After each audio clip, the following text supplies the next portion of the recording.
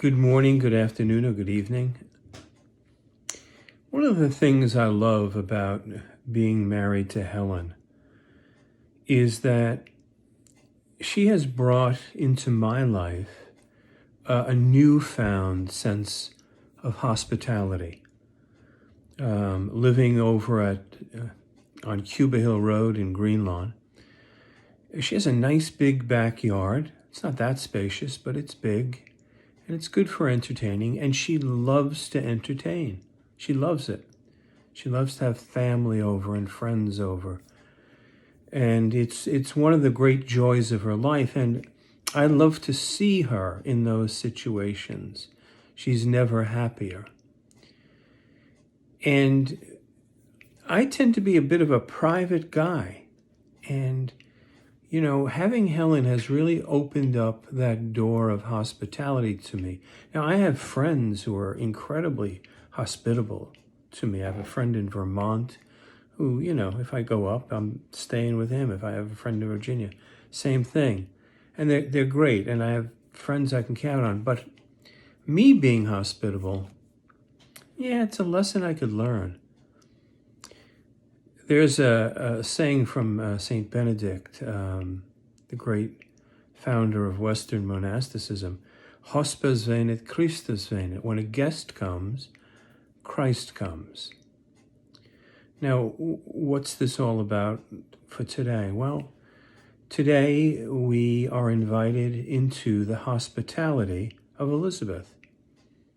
And the hospitality of Elizabeth becomes the setting for Mary's beautiful Magnificat.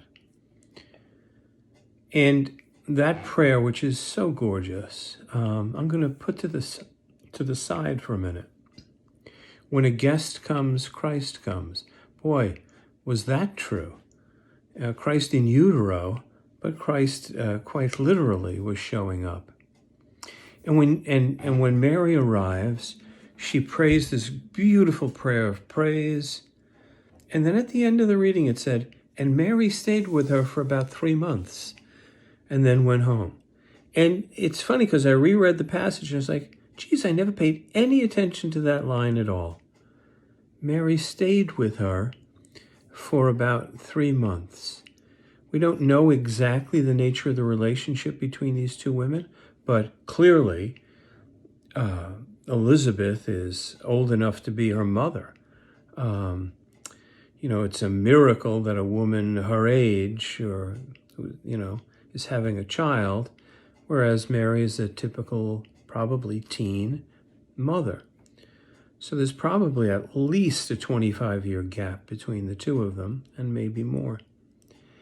And the nurturing that Elizabeth gives to Mary by allowing her to stay with her, by allowing her to find some peace with her, and welcoming her as a guest would welcome Christ. So maybe that's the first question that I would like to reflect on, and invite you to reflect on it as well. How is hospitality a part of my life? And when a guest comes, does Christ come? Maybe. Let me talk about one other point briefly. Speaking of guests, the only one that we all don't like is the one who is so utterly filled with himself or herself. And it comes out clearly and obviously usually. I'm here, the party can start, or whatever. And telling the most wonderful tales about their favorite subject themselves. Okay, so it goes. People are like that. But the Magnificat suggests to us that that's not necessarily a great way to open ourselves to the mystery of God. Mary's prayer, my soul proclaims the greatness of the Lord. My spirit rejoices in God, my Savior, for he has lifted up the lowly. And from this day forward, all generations shall call me blessed. Mary is lifted up by God for her lowliness. Now, there's a downside to this if we're not careful. This idea that, if you want to encounter God, you have to be purely and completely, without any kind of self-esteem, but you're going to be totally docile. Well, no.